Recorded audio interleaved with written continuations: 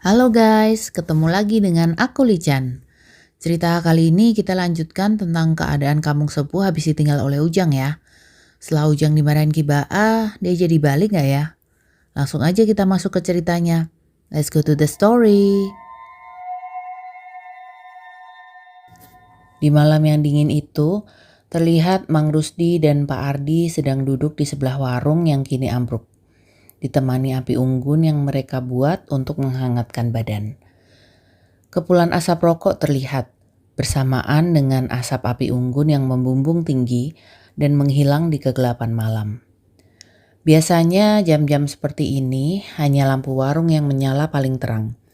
Namun kini warung yang sudah ada sejak berpuluh-puluh tahun lalu itu sudah rata dengan tanah. Malam itu tampak sibuk. Warga sudah tidak peduli dengan aturan untuk tidak keluar di malam hari. Tampak Mang Darman yang ditemani oleh Mang Uha dan Mang Dadang sedang berkeliling untuk menempelkan potongan bambu kuning di setiap rumah yang dipercaya agar para makhluk tidak bisa masuk ke dalam rumah.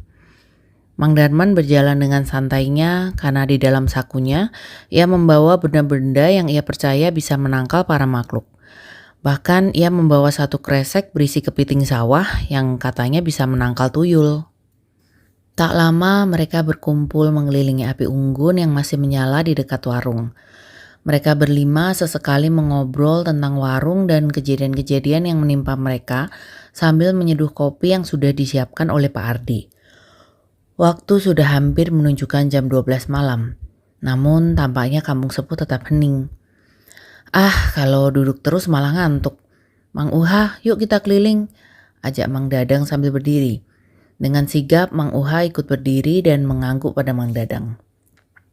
Tak lama Pak Ardi dan Mang Rusdi ikut berdiri karena jenuh berdiam diri saja di situ. Namun berbeda dengan Mang Darman, ia tetap asik duduk sambil menghangatkan diri di dekat api unggun. Mang Dadang, Pak Uha, Mang Rusdi dan Pak Ardi tidak berkata apapun karena sudah tahu sifat Mang Darman yang tidak mau ribet, sehingga mereka setuju ketika Mang Darman meminta untuk tidak ikut berkeliling. Setelah mereka berempat pergi, Mang Darman mengeluarkan peralatan yang ia bawa. Kepiting sawah ia masukkan ke baskom berisi air dan diletakkan di tengah jalan yang sepi itu. Selain itu ada gunting, kaca beling, dan benda tajam lainnya. Juga garam dapur yang ia sebar di sekeliling api unggun itu dengan harapan bisa menangkal makhluk yang muncul. Tiba-tiba angin berhembus kencang ke arah Mang Darman dan terdengar sebuah suara. "Kenapa bawa-bawa gunting dan silet, Kang? Buat nangkal aku supaya tidak datang ya?" Jantung Mang Darman seketika berdetak dengan kencang mendengar suara itu. Raut wajahnya yang tadinya tampak percaya diri berubah secara drastis dan badannya bergetar hebat. Angin dingin berhembus kembali ke arah Mang Darman, hingga sebuah tangan pucat tiba-tiba muncul dari kegelapan merangkulnya dari belakang. "Mau ditemenin aku, Kang?" Sebuah suara sangat jelas terdengar di telinga kiri Mang Darman. Mang Darman sontak menoleh ke arah kiri dan ia melihat sesosok wanita memakai baju putih panjang dengan rambut berantakan menutupi wajah muncul tepat di sebelahnya. Ia berteriak kencang dan melompat untuk menjauhkan diri dari makhluk itu sampai berguling-guling di jalan. "Kunti!" teriaknya lagi. Dengan panik ia berdiri dan berlari sekuat tenaga. Namun tak sengaja ia menendang baskom yang berisi kepiting sawah sampai berhamburan kemana-mana. Terdengar kembali sebuah suara menggerutu pada Mang Darman. Dasar manusia bego, kita lagi asyik main kepiting malah ditendang." Dan tak lama, Mang Darman melihat sekumpulan makhluk kecil berwarna putih sedang berjongkok mengelilingi baskom kepiting sawah itu. Rupanya makhluk kecil itu sengaja menyembunyikan diri dan asyik bermain dengan kepiting sawah sebelum akhirnya marah karena Mang Darman menendang baskom itu. Mang Darman kembali berteriak sambil berlari ke arah kampung. "Pak Ardi, tolong, ada makhluk yang muncul dekat rumah Ujang." Mang Darman berlari ketakutan hingga masuk ke sebuah gang yang tembus ke kebun luas hingga sampai ke Gunung Sepuh. Sepertinya keputusannya masuk ke gang itu adalah keputusan yang salah. Ia tidak sadar bahwa seringkali orang terjebak dalam kebun tersebut dengan beberapa makhluk di dalamnya. Pak Ardi dan Mang Dadang melakukan ronda keliling berdua melalui sebuah gang. "Pak, emang Pak Ardi nggak takut ya dengan para makhluk yang datang ke kampung ini?" tanya Mang Dadang memecahkan keheningan. "Semoga enggak, Mang. Soalnya udah lama aku tidak bertemu makhluk seperti itu." Pak Ardi menjawab dengan santai. Tak lama mereka berjalan, tiba-tiba lampu-lampu di gang yang mereka lewati mati dan menyala kembali dalam waktu yang bersamaan. Wah! Terdengar sebuah suara aneh yang mengagetkan mereka, disertai dengan hembusan angin kencang yang membuat mereka kedinginan. Tiba-tiba, sebuah langkah kaki terdengar jelas dari ujung gang. Suatu makhluk besar dengan perut buncit, kepala botak dengan rambut putih tipis, dan postur tubuh bungkuk memunculkan dirinya. "Kemana si Ujang? Kenapa warungnya tidak ada?" Makhluk itu bertanya sambil menghentakkan kakinya. "Pak, kita lari saja. Aku baru melihat makhluk seperti ini," bisik Mang Dadang mengajak Pak Ardi untuk menyelamatkan diri. Tanpa berpikir lama, mereka berdua berlari meninggalkan makhluk tersebut. "Ah, malah kabur kalian!" Makhluk itu semakin marah dan mulai mengejar Pak Ardi dan Mang Dadang yang berlari menjauhinya. Sementara itu di dalam gang yang berbeda, terlihat Mang Darman masih berlari ketakutan. Sesekali ia melihat ke arah belakang meskipun tampaknya makhluk-makhluk itu tidak mengejarnya. Setelah beberapa lama berlari, akhirnya ia memutuskan untuk kembali saja ke kampung. Ketika ia memutar balik melewati gang kecil untuk menuju jalan besar, ia melihat titik cahaya yang menyala di ujung gang.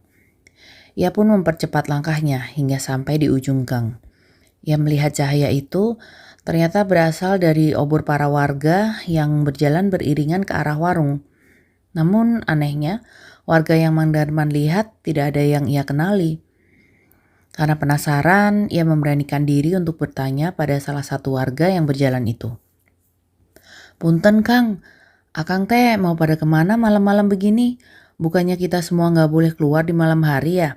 tanya Mang Darman heran. "Ah, kata siapa Kang? Kita di sini setiap malam boleh keluar kok.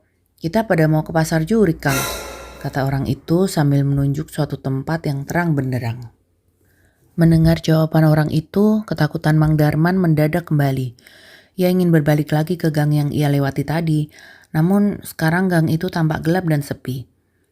Akhirnya Mang Darman memberanikan diri mengikuti para makhluk yang berwujud manusia itu. Tak lama ketika ia mencoba menyembunyikan diri di antara makhluk-makhluk itu, ia sampai di sebuah lapangan besar yang dipenuhi dengan stand makanan. Mang Darman berjalan perlahan memasuki lapangan itu. Namun para makhluk sepertinya mengetahui ada satu manusia yang masuk ke tempat mereka. Tatapan riang gembira yang Mang Darman lihat sebelumnya berubah menjadi tatapan haus dan lapar. Tak lama Mang Darman menyadari hal itu dan secara perlahan ia membalikkan badan untuk berlari menjauhi pasar jurik. Namun sesosok makhluk dengan kain kafan menutupi seluruh badan tiba-tiba berdiri di sebelah Mang Darman. "Mau kemana? Sudah tahu ya kalau kita semua bukan manusia?" tanyanya. Langit berbintang menghiasi malam di kampung sepuh. Terlihat dua buah cahaya senter saling beriringan menuju ke arah warung. Mereka adalah Mang Rusdi dan Mang Uha yang sudah kembali dari berkeliling. Namun ketika mereka sampai, kagetlah mereka melihat tempat itu sangat berantakan. Ada gunting, paku, kaca beling berhamburan, dan juga baskom yang tertelungkup dengan beberapa kepiting di sampingnya. "Kenapa jadi berantakan begini? Mang Darman kemana sih?" tanya Mang Rusdi yang heran dengan temannya yang satu itu. "Mungkin dia takut sendirian, jadi nyusul kita berkeliling, Mang.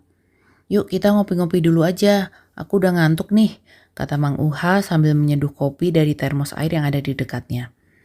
Mereka berdua tampak santai duduk mendekatkan diri pada api unggun. Hingga tak lama terdengar suara langkah kaki. "Mang, Mang Uha!" Terdengar suara Mang Dadang memanggil. Ia dan Pak Ardi berlari mendekati Mang Uha dan Mang Rusdi yang sedang asik duduk di depan api unggun. "Mang, makhluk itu nggak ngejar lagi kan?" tanya Pak Ardi dengan napas rengah-engah. "Sepertinya sudah aman, Pak," kata Mang Dadang yang menyorotkan senter ke belakang. Mereka pun bercerita kejadian yang mereka alami di gang sampai harus kabur kembali ke warung. Ngomong-ngomong, kok Mang Darman nggak ada?" tanya Pak Ardi yang baru sadar kalau Mang Darman tidak ada di situ. "Kirain Mang Darman ikut Pak Ardi dan Mang Dadang keliling," jawab Mang Uha dengan heran. "Apa dia pulang ke rumahnya ya?" tanya Pak Ardi menebak-nebak. "Mungkin saja sih, Pak. Bisa aja ada kejadian di sini terus dia ketakutan dan lari pulang," kata Mang Rusdi. "Ya sudah, kalau begitu nanti begitu pagi tiba, kita cari ke rumah Mang Darman. Dan untuk malam berikutnya sepertinya kita harus mengerahkan semua warga kampung untuk berjaga," saran Pak Ardi. Mang Dadang, Mang Uha, dan Mang Rusdi mengangguk mendengar kata-kata Pak Ardi. Memang sudah saatnya para warga bersatu untuk menjaga kampung mereka. Mang Darman mulai tersadar, namun ia merasa tubuhnya terikat oleh sesuatu. Ia perlahan membuka matanya dan seketika berteriak. Tampak berbagai makhluk yang hanya dia kenal dalam cerita rakyat atau cerita seram dari orang-orang kini mengelilinginya. Mang Darman serasa terjebak, namun ia tetap berusaha melepaskan diri dari jeratan akar yang mengikat badannya. Suara sorak-sorak dan tawa mengejek terdengar dari makhluk di sekelilingnya. "Apakah ini akhir dari hidupku?" pikir Mang Darman. Ia kini pasrah karena sepertinya tidak akan ada yang menyelamatkan hidupnya.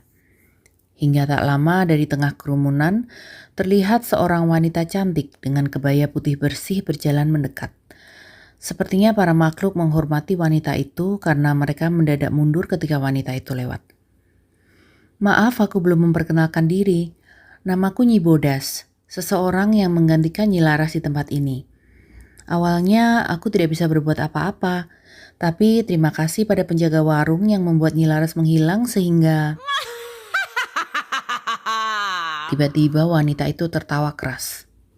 Wajahnya yang cantik kini berubah dipenuhi oleh sisik berwarna putih dan mulutnya terlihat seperti mulut ular dengan kedua taring menonjol keluar. Aku senang sekali ada manusia yang terjebak di sini.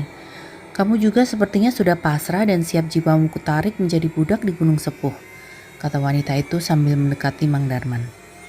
Lidah ular wanita itu seperti sedang menjilat wajah Mang Darman. Beberapa kali Mang Darman mengerutkan wajah dengan mata terpejam karena ketakutan. Namun, secara tiba-tiba terdengar suara keras yang berasal dari belakang mereka. Entah apa yang terjadi, namun seketika wanita itu menjadi murka dan berteriak keras. "Siapa yang berani membuat keributan di tempat ini?" Teriaknya marah karena melihat para makhluk dan stand-stand berhamburan kemana-mana. Tampak seseorang berjalan sendirian di kegelapan. Wajahnya tampak tidak asing bagi para makhluk di pasar jurik itu. Seseorang yang biasa melayani mereka semua setiap malam. Dia berjalan secara perlahan tanpa sekalipun berbicara. Para makhluk yang berada di dekat stand makanan hanya bisa melihat dengan wajah heran karena aura yang dikeluarkannya sangat berbeda. Dan secara tiba-tiba, sebuah cahaya biru terang tiba-tiba keluar dari tangannya, membuat stand-stand itu hancur berkeping-keping. Dan para makhluk yang berada di sana terpental dan berterbangan kemana-mana. Nyi Bodas seketika menghentakkan ekornya dengan sekuat tenaga dan berbalik meninggalkan Mang Darman yang ketakutan. "Kamu, jaga manusia ini jangan sampai lepas. Aku akan ke belakang dulu untuk mencari pengganggu itu," ujar Nyi Bodas pada salah satu makhluk yang berada di situ. Dengan tangannya berupa akar pohon yang masih mengikat Mang Darman. Nyi Bodas tampak sangat marah. Sisik-sisik ular berwarna putih bersih secara perlahan berubah warnanya di beberapa bagian, sehingga terlihat beberapa garis berwarna merah darah. Tak lama, terdengar kembali suara keras dan tampak para makhluk yang besarnya melebihi manusia pada umumnya terlempar dari kejauhan dan berhamburan menabrak pepohonan. Sebuah angin secara tiba-tiba berhembus kencang. Nyi Bodas yang merasakan hembusan angin itu hanya bisa menutup mata dengan tangannya. Dan ketika hembusannya terhenti, ia melihat sesosok manusia muncul di depannya. Manusia yang dikelilingi oleh aura berwarna biru tipis di seluruh tubuhnya. Manusia itu tidak berkata apapun. Bahkan ia juga tidak tampak bergerak sedikit pun dari tempatnya berdiri. Namun entah bagaimana seketika ekor ularnya yang panjang terpotong secara tiba-tiba dan menghilang menjadi butiran pasir. Nibodas berteriak kesakitan, namun manusia yang berdiri di depannya tampak tidak peduli dan berkata, "Lepaskan manusia yang ada di sana. Kalau kamu mengambil manusia itu menjadi budak, maka..." Sebuah cahaya biru seketika menusuk makhluk bertangan kayu yang masih berdiri di samping Mang Darman sampai tubuhnya berlubang dan menghilang menjadi butiran pasir. "Aku akan memusnahkan semua makhluk yang menghalangi jalanku saat ini. Jadi apabila kamu sayang dengan tubuhmu, tinggalkanlah gunung dan kampung sepuh malam ini, karena aku akan membuat perhitungan dengan para makhluk seperti dirimu." Rasa takut akan ancaman dari manusia itu membuat Nibodas seketika merubah tubuhnya menjadi ular putih. Ia kemudian merayap melewati pepohonan hutan dan berharap tidak akan bertemu lagi dengan manusia itu seumur hidupnya. Mang Darman yang sudah terlepas dari ikatannya hanya bisa menutupi wajah dengan rasa takut. Mang Darman!" Sebuah suara yang Mang Darman kenal terdengar olehnya. Sebuah suara yang ia harapkan untuk datang dan menjemputnya pulang. "Mang Darman, gak usah takut lagi. Ini aku, Ujang, Mang." Perlahan Mang Darman membuka tangan yang menutupi wajahnya. "Ujang? Beneran ini Ujang?" tanya Mang Darman seakan tidak percaya. Ia pun kaget melihat kondisi pasar jurik yang sepi dan porak-poranda itu. Stand-stand makanan yang terang benderang dan dipenuhi para makhluk sudah berubah menjadi tumpukan stand yang hancur. Hanya tersisa 2 obor yang masih menyala di sisi kiri dan kanannya yang terlihat menerangi pasar itu. "Wah, Ujang!" Seketika tangisan Mang Darman pecah dan sambil memeluk Ujang tak hentinya ia mengucapkan terima kasih. Ujang merasa sangat bersalah dan menyesal melihat keadaan Mang Darman malam itu. Gara-gara dia melarikan diri dari takdirnya, membuat para warga menderita.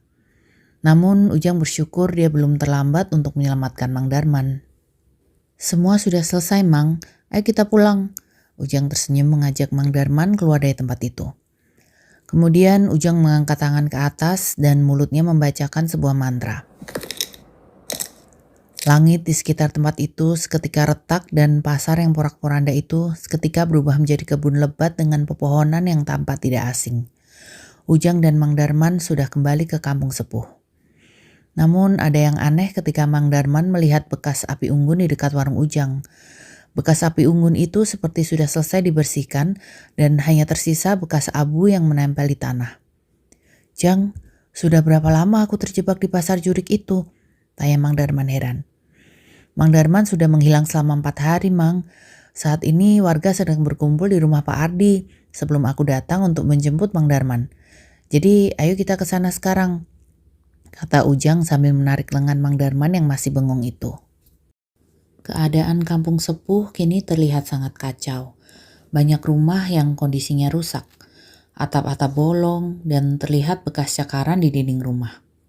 Lampu-lampu rumah itu juga terlihat padam, seperti tidak ada kehidupan di dalamnya.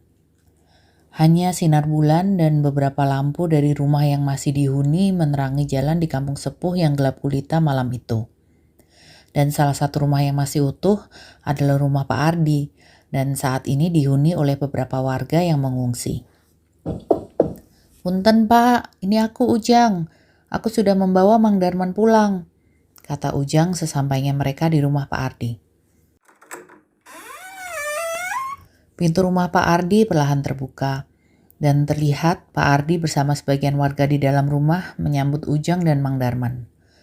Ujang mempersilahkan Mang Darman untuk masuk lebih dulu ke dalam rumah. Kemudian Pak Ardi yang masih berdiri di depan pintu mengajak Ujang juga untuk masuk. Namun Ujang menggelengkan kepala pada Pak Ardi. "Aku masih harus menyelesaikan sesuatu di Gunung Sepuh, Pak. Sekali lagi aku mohon maaf membuat kalian semua seperti ini. Aku janji besok semua akan selesai dan para warga bisa pulang ke rumah masing-masing dengan aman." Tapi seketika Ujang tersenyum pada Pak Ardi. "Kalau aku tidak kembali di pagi hari, Tolong cari mayatku dan kuburkan di sebelah bapak dan ibuku ya Pak Ardi, lanjut Ujang. Pak Ardi hanya bisa mengangguk tanpa berbicara apapun melihatnya. Ujang kemudian berjalan kembali menyusuri jalan yang gelap dan sunyi itu. Tampak samar-samar ada beberapa makhluk melayang di belakang Ujang. Salah satunya mengenakan jubah hitam dan membawa tongkat dengan kedua tangannya. Yes, Sima udah berkumpul sama Ujang lagi. Ujang juga makin keren ya guys.